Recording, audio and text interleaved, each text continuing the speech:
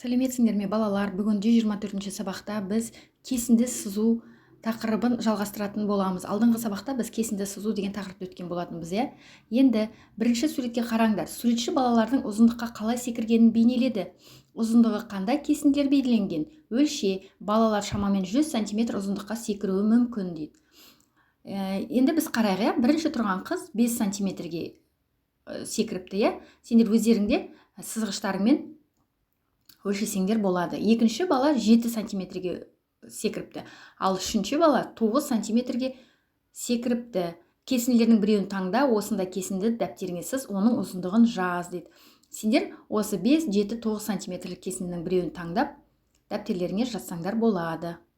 Балалар кесіндіні не екенін кеше айттық, дәптерге бір точка қоясыңдар, сол точкадан бастап қара қарындаштарыңды аласыңдар да сызғышпен түзу сызық сызасыңдар. Осы кесінді деп аталады.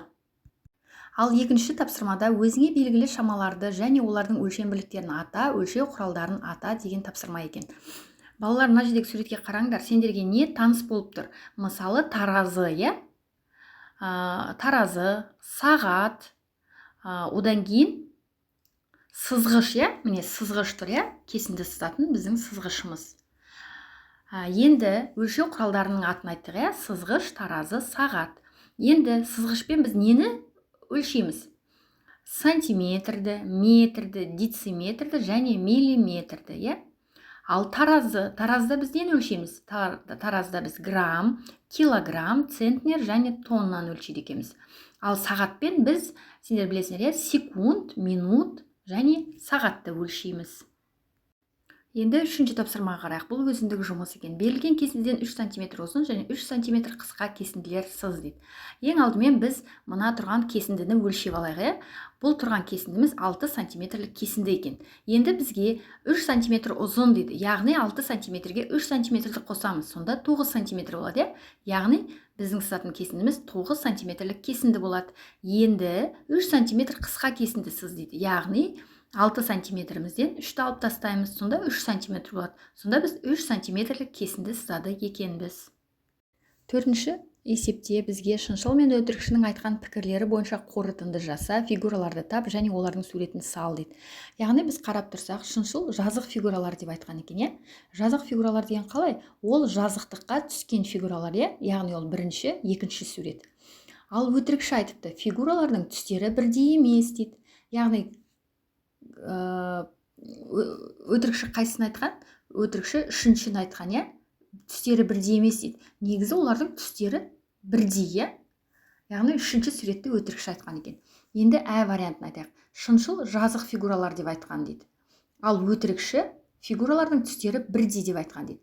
Яғни бұл жерде қарасақ, екінші сурет, астыңғы суреттің екіншісі. Бұл жерде шыншылдың айтқан жазық фигуралар, жазықтыққа түскен фигура. Ал үшінші сурет, астындағының үшінші суреті, ол өтірікші айтқан фигуралардың түстері бірдей дейді. Ал негізінде ол жерге қарасақ, фигуралардың түстері бірдей емес. Ал бесінші есепте сәлемдемелердің массасын анықта дейді, иә? Бізге бір сәлемдеме беріп жүрді, оның салмағы қанша екенін білмейміз. Бірақ таразыда бізге сол сәлемдеменің жанына 2 тал 2 килограмдық гиртасы қойылған, иә? Ал екінші жағында 10 килограмдық гиртасы қойылған. Яғни 10 килограмдық гиртасынан біз 2 килограмдық гиртасын алып тастаймыз, яғни 4-ті, иә? Сонда 6 килограмм шығады. Яғни бізге белгісіз сәлемдеменің салмағы 6 килограмм екен. Ал екінші жақ суретінде сәлемдемеміз тұр және таразының оң жағында 10 килограмдық гиртасы тұр. Ал сәлемдемеміздің жанында 5 килограмм гиртасы тұр, иә?